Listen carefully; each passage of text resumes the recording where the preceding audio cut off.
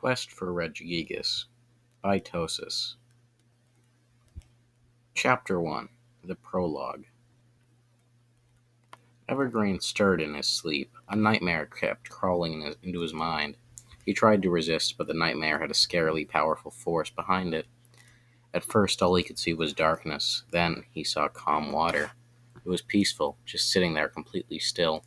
And up in the sky there was a star, at least what Evergreen thought was a star. It didn't look very starish. It was perfectly round and black, but odd things were fairly common in Poke Earth, so he paid it no mind.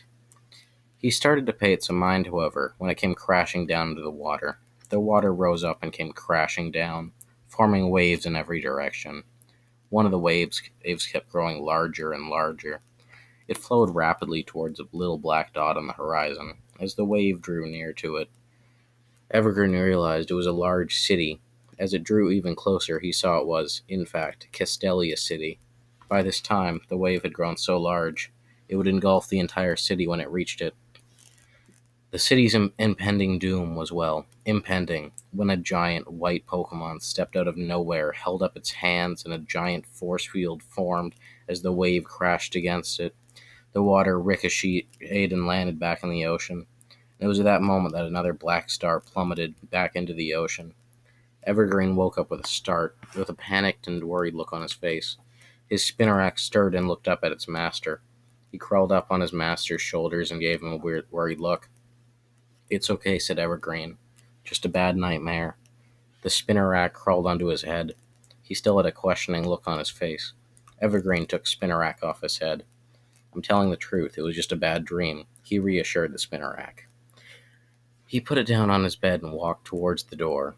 "I'm just going to the bathroom," he said. He walked down the hall, and as he passed the office of Professor Menchinel, another image entered his mind. The wave towered toward the city. There was no Pokemon there to protect it. The wave destroyed the city, leaving nothing but rubble and water. Evergreen opened the door to Professor Menchinel's office and walked in. Chapter 2. The Vision. Professor Manchinell was reading a paper in dim light as he turned to the open door. One of his students, Terrence R. Evergreen, was standing in the doorway, with a worried look on his face. Professor Manchinell was a professor that currently studied water types and dark types. But earlier in his life he had studied psychic types, and he currently taught a class about psychic types, a class Evergreen was in. "Hello, Evergreen," Professor Manchinell said. "Why are you here?"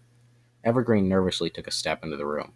He looked around and saw Carvanha floating in glass jars. He gulped and said, "I have had a nightmare." "A nightmare?" Professor Machinal asked.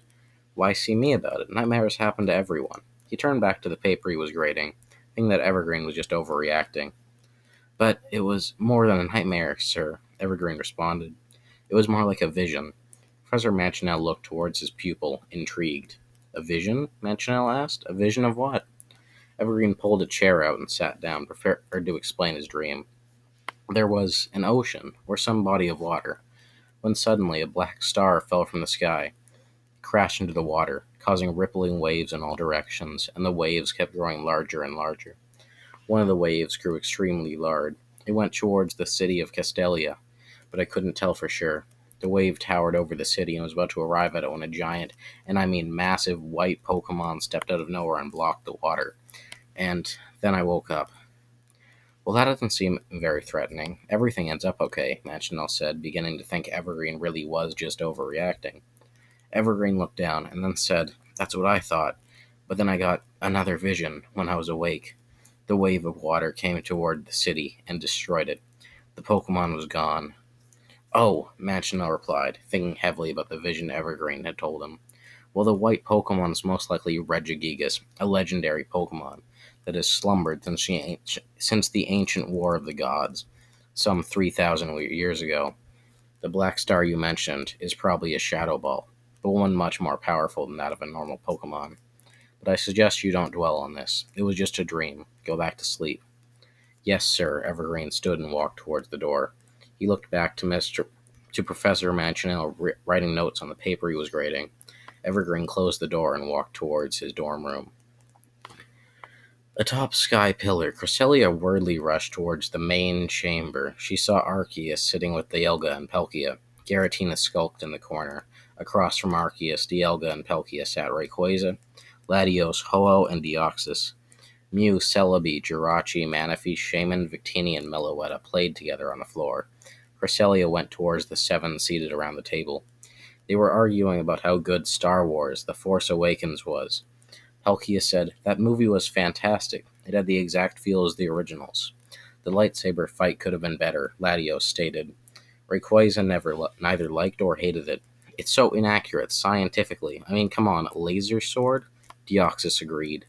"Force Awakens sucks," Garatina yelled from the corner. "How did you like it, Dialga?" Arceus asked. "Hmm. Oh, I didn't see it. I prefer Doctor Who," Dialga said. "Well, what are your thoughts, Arceus?" squawked Ho-Oh. "I agree with Palkia," Arceus decreed. "And what I say goes. So The Force Awakens is a good movie." The other Pokemon went silent, and Cresselia floated closer to them.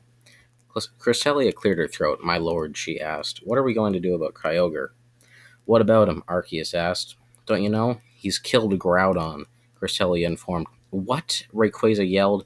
"Groudon's dead? I should have been down there." Rayquaza cursed himself. Groudon had been one of his best friends, and the thought of that his other best friend Kyogre had killed him made Rayquaza's heart palpitate and his stomach turn. "Oh, that's a shame," Arceus said, turning back to Dialga and Palkia. "But Sir," Cresselia pressed on, "what are we going to do about it?" "Bugger 'em. I don't really care," Arceus stated. Rayquaza left the table and guided Cresselia out of the room and onto the stair, overlooking the Hoenn Sea. "Arceus doesn't care about the people of Poke-Earth. I do. I know we need a balance of sea and land, and now that Groudon is—" Arceus gulped. Passed on. "Kyogre will be trying to extend the ocean's reach." "I was thinking that Regigigas would be able to stop this," Cresselia suggested. "He could stop Kyogre, but he would never awaken for a legendary. Only if a trainer caught the three other Regis. You control dreams, correct?" "That is correct." "Why don't you put a vision in a trainer's head? Get him or her to catch the Regis and awaken Regigigas." "I could do that. Thank you, Rayquaza," Cresselia said as she floated down the stairs, prepared to do just that. Thus is the conclusion of the story for now. Be sure to tune in, like, comment, subscribe, and turn notifications on to get my most recent content.